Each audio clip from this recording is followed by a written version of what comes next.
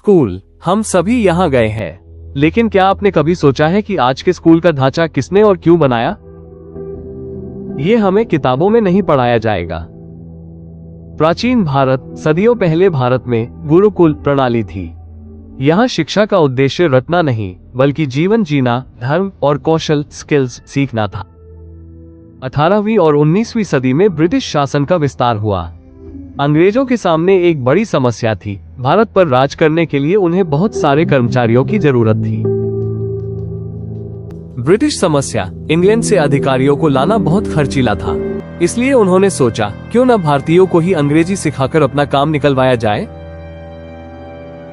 Lord Macaulay की साजिश। 1835 में लॉर्ड मैकॉले ने एक विवादित प्रस्ताव रखा। उसका मकसद था ऐसी शिक्षा देना जिससे भारतीय मानसिक रूप से गुलाम बन सके।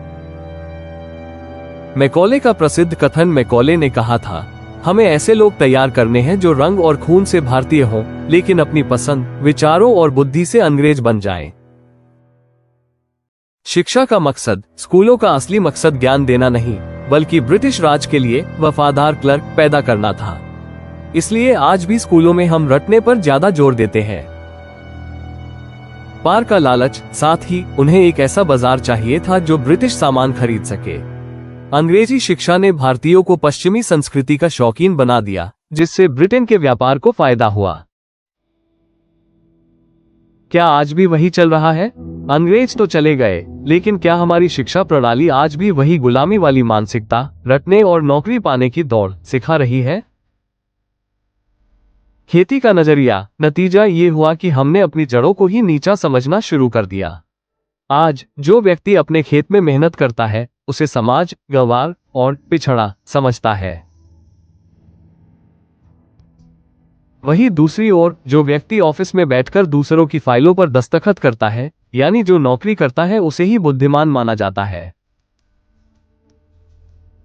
शहरों की ओर पलायन, शिक्षा के नाम पर हमने अपनी मिट्टी को छोड़ दिया। गांव खाली हो रहे हैं और लोग शहरों की भीड़ में अपनी पहचान खोकर रहना पसंद कर रहे हैं। हमारी शिक्षा ने हमें झुकना सिखाया, सवाल करना नहीं।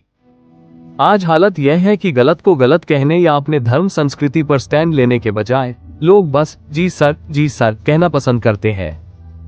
आत्मसम्मान की कमी, अपनी गरिमा खोकर सिस्टम के सामने सिर झुकाना ही हमारी सफलता बन गई है। क्या यही वो शिक्षा है जिसके लिए हमारे पूर्वजों ने संघर्ष किया था? आजादी सिर्फ अंग्रेजों के जाने से नहीं आती, आजादी आती है अपनी सोच को गुलामी से मुक्त करने से।